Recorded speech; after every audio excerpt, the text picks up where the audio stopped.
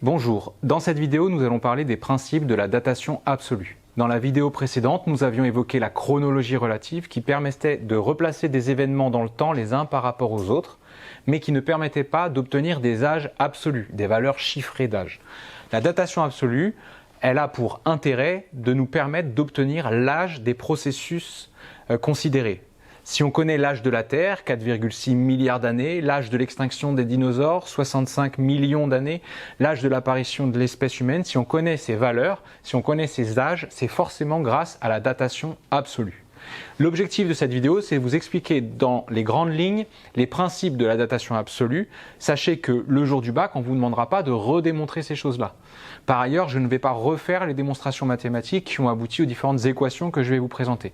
Le but de cette vidéo est de comprendre quels sont les principes généraux qui permettent aux géologues, aux scientifiques d'obtenir un âge chiffré aux roches ou aux processus géologiques qu'ils datent.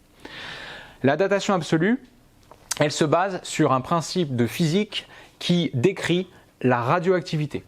Ici, je vous ai présenté différents isotopes. En rouge, il s'agit d'isotopes radioactifs, qu'on appelle également des éléments pairs. Un isotope radioactif, c'est un élément qui est instable, qui va, à un moment donné dans son histoire, se désintégrer en autre chose. Par exemple, si on a un isotope, un atome de carbone 14, à un moment donné, cet atome se désintégrera en azote 14. Si on a un atome de potassium 40, à un moment donné, il se désintégrera en argon 40. Pareil pour l'uranium en plomb et le rubidium en strontium. Dans la radioactivité, on n'est pas capable de vous dire à quel moment un atome, par exemple ici de potassium, se désintégrera en argon.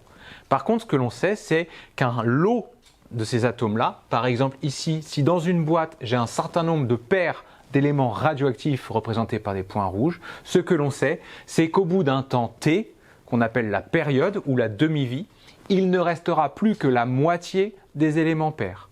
Si au bout d'un temps T, il ne reste plus que la moitié des éléments pairs, cela signifie qu'on a également apparition de la moitié des éléments fils, puisque la moitié des éléments pairs se sont désintégrés en quoi? Se sont désintégrés en éléments fils.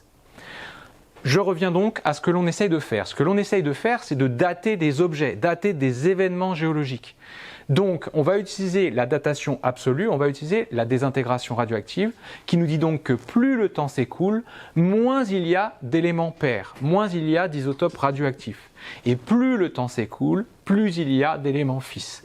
Donc, en observant à l'intérieur d'une roche ou d'un objet la quantité d'éléments pairs qu'il y reste ou la quantité d'éléments fils qui sont apparus, on aura une idée de l'âge de cette roche.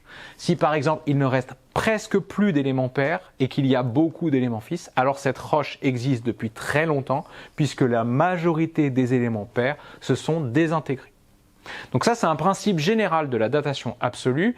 Pour faire de la datation absolue, il faut respecter trois conditions. La première condition, il faut que le système soit fermé. Tant que l'objet continue d'échanger des éléments avec l'extérieur, on ne pourra pas dater cet objet. Si l'objet continue en permanence de récupérer de nouveaux éléments pairs, on ne peut pas commencer le calcul, on ne peut pas commencer le décompte du nombre de pairs qu'il va rester. À partir du moment où le système est fermé, par exemple lorsque la roche a atteint une certaine température et suffisamment froide, elle arrête d'échanger des éléments avec l'environnement, alors on va pouvoir commencer à dater la roche. Donc lorsque l'on date un objet, on date le moment où le système s'est fermé, le moment où ce système a arrêté d'échanger des isotopes avec l'extérieur. Ça, c'est la première chose qu'il faut savoir, c'est que lorsqu'on utilise la datation absolue, il faut que la roche soit fermée. Ce que l'on date, c'est la fermeture du système, le moment où il a arrêté d'échanger des éléments radioactifs avec l'extérieur, avec l'environnement. Deuxième condition, c'est le fait que l'échantillon que l'on doit dater, il doit contenir les isotopes qu'on va utiliser. C'est logique. Si on a retrouvé un os fossile qui contient du carbone, alors on pourra utiliser la méthode du carbone 14. Si on a un granit ne contient pas de carbone, on ne pourra pas dater un granit avec du carbone. Par contre, un granit peut contenir du rubidium, on pourra utiliser la méthode du rubidium-strontium. Donc la deuxième condition, c'est qu'il faut que l'échantillon contienne les isotopes que l'on va utiliser. Dernière condition, il faut présupposer de l'âge de l'échantillon. Si je prends l'exemple du carbone 14, le carbone 14 a une période, une demi-vie de seulement 5730 ans. Cela signifie que sa constante de désintégration, c'est-à-dire la probabilité de désintégration, est très grande. Le carbone 14, il se désintègre très vite. Si on a un élément de carbone 14, sa probabilité de désintégration est très grande. Donc si on a une boîte qui contient beaucoup de carbone 14, elle est très instable et il va y avoir des intégrations très rapides. Donc au bout de peu de temps, à l'échelle des temps géologiques, il restera déjà plus d'éléments pairs. Donc le carbone 14, il se désintègre tellement vite, sa période de désintégration, sa période de demi-vie est très courte, sa constante de désintégration est très élevée, c'est-à-dire il y a une grande probabilité de désintégration.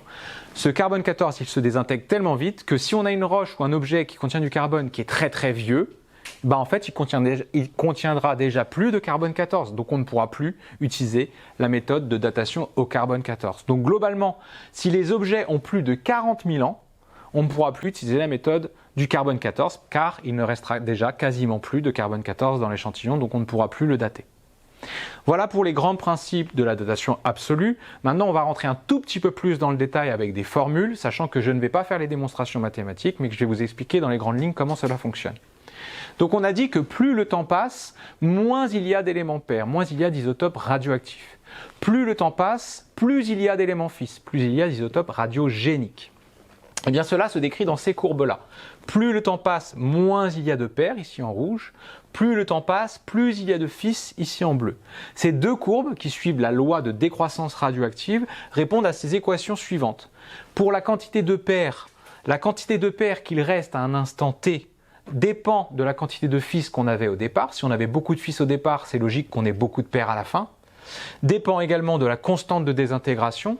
Plus un élément a une constante de désintégration élevée, plus la probabilité de désintégration est grande, donc moins il restera de pairs, donc moins la constante de désintégration, et dépend également de l'âge. Plus le temps s'écoule, moins il y a de pairs.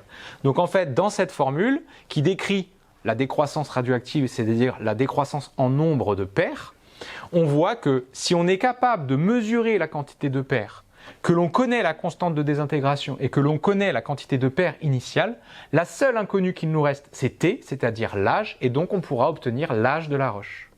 On peut utiliser également la loi qui nous décrit l'évolution de la quantité de fils. La quantité de fils à un instant T dépend de la quantité de fils qu'on avait au départ. Si on avait beaucoup de fils au départ, on a beaucoup de fils à la fin.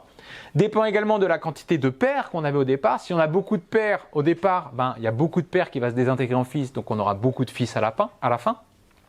Dépend de la constante de désintégration, plus ça se désintègre vite, plus on en aura. Dépend de l'âge, plus le temps s'écoule, plus on aura de fils. Donc là, on comprend bien cette équation.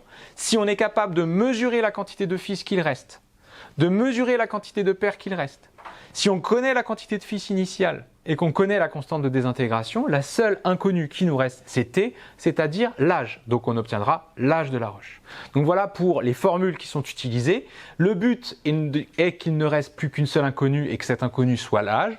Et on va devoir mesurer la quantité de fils qu'il nous reste, la quantité de pairs qu'il nous reste, c'est-à-dire combien on a de fils, combien on a de pairs dans la boîte, c'est-à-dire dans l'objet qu'on souhaite dater.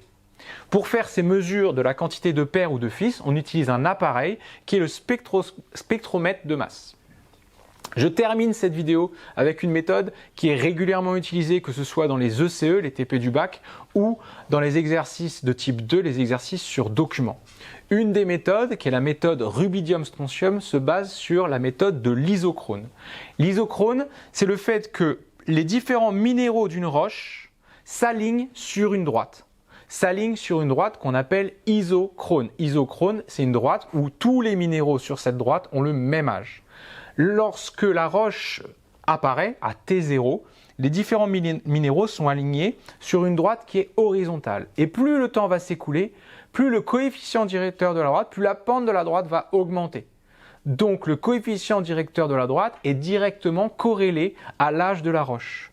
Un minéral de départ ici, quand le temps va s'écouler, la quantité de rubidium va diminuer et la quantité de strontium va augmenter. Donc au bout d'un temps T, le minéral qui était là va se situer ici, etc., etc.